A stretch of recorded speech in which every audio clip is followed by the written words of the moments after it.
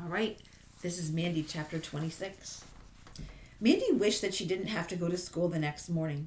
Her cold was worse. Her head was so stuffy and she was so tired from not sleeping that she couldn't think clearly.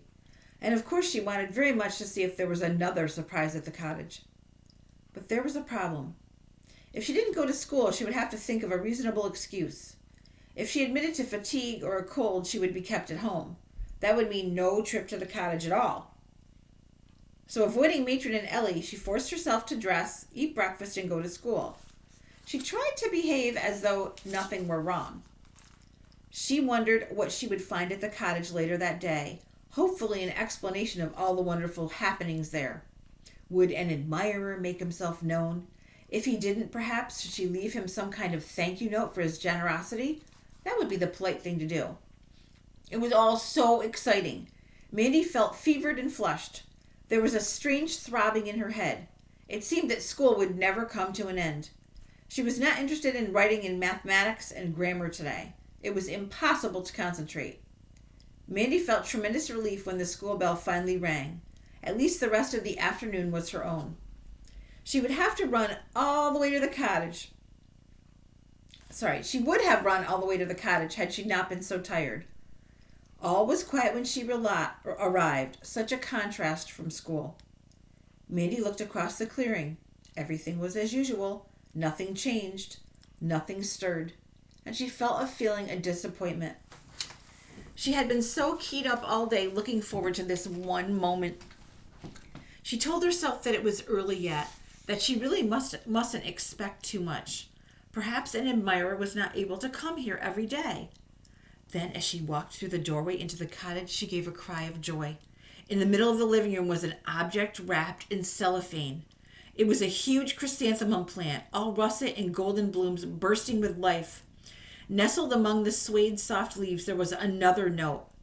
So he had been here today. She hadn't just been daydreaming or letting her imagination run wild. Mandy snatched up the note with trembling fingers and read, "Flowers for my dark-haired friend to put in the garden because I took so many away.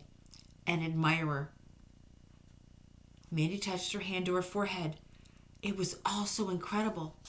Why would anyone be so wonderfully kind?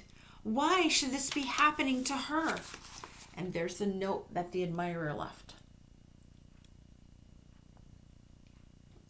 I'm a little worried though because the admirer knows that she has dark hair, so he must have seen her.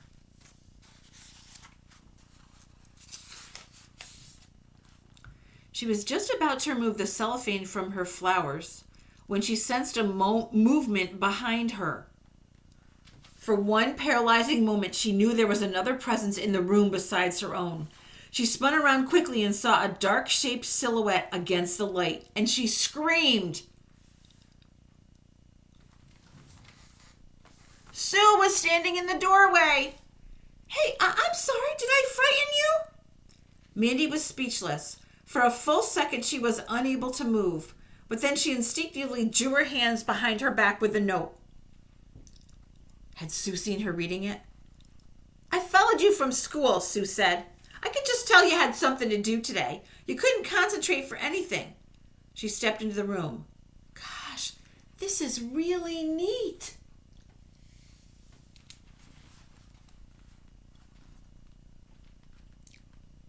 Mandy followed her voice. "It's mine," she said.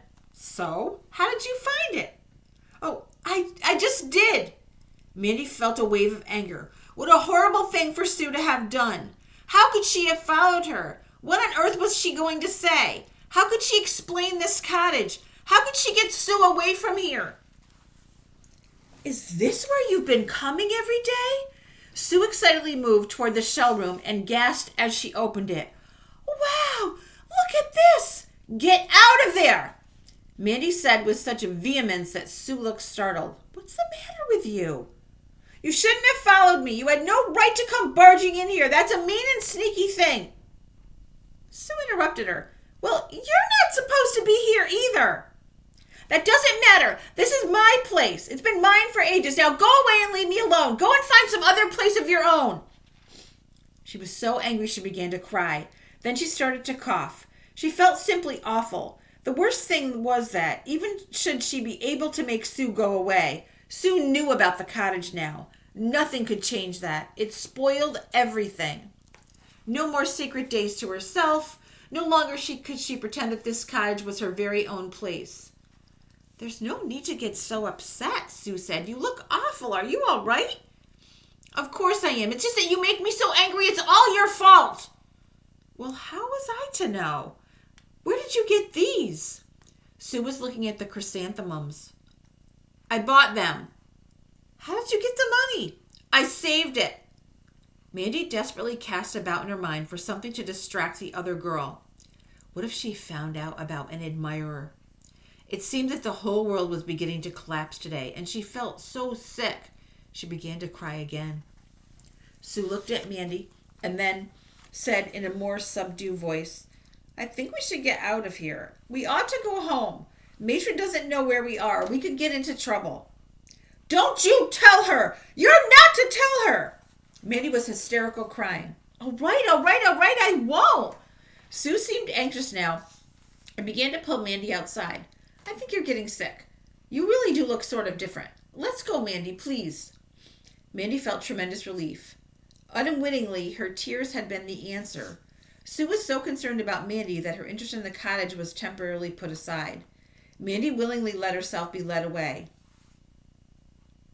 "If you don't say anything, I'll show you the cottage another time, but you must let me do it because I found it.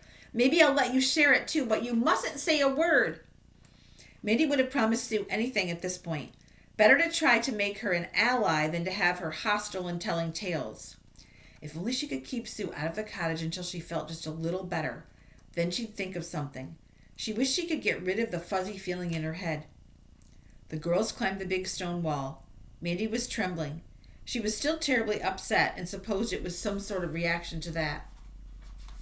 Matron worriedly accosted them the minute the girls entered the house. "Where have you two been?"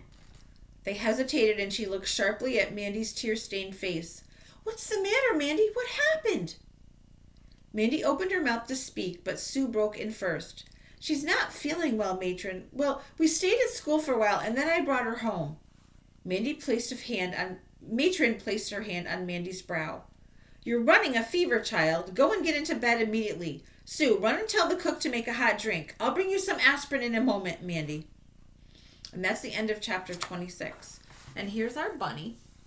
And again, this is another time when Matron, although she's yelling at Mandy, she really does care for Mandy because she yells at them and is like, "Where have you guys been?" And then the next thing she's like, she sees Mandy's tears and she's like, "What's the matter, Mandy?" So Matron really does care about Mandy. So this is chapter 26. So today for your writing, I want you to write about, well, let's talk a little bit for a minute about the admirer. So an admirer is someone who looks at you and might be secretly in love with you, or they think you're special in some way, but they don't want you to know who they are, so they just leave you little notes and things. So the admirer has fixed the gate and all those things, and then the admirer now left her a present of flowers, and then also knows she has dark hair, and that worries Mrs. Brunell a little bit. So then also in this chapter, Sue found out about the cottage, so Mandy's secret is out. But Sue didn't tell Matron. Sue said they stayed late at Sue's school, so now Sue's doing a little bit of lying too. So, what I want you to write about today is a time when you were really, really sick. Because Mandy is really sick now. She does have a fever. She has a cough. She said she had a sore throat and a really stuffy nose. So write about a time when you were so sick, but you didn't want to miss out on something special. And maybe you didn't tell anybody that you were sick, because that's what Mandy did. She hid it from people because she didn't want them to take her free time away. So a time when you were sick, maybe you hid it, or you can just write about a time when you were sick. Have a great day, and I'll see you Monday for chapter 27. Bye, guys. Have a great weekend.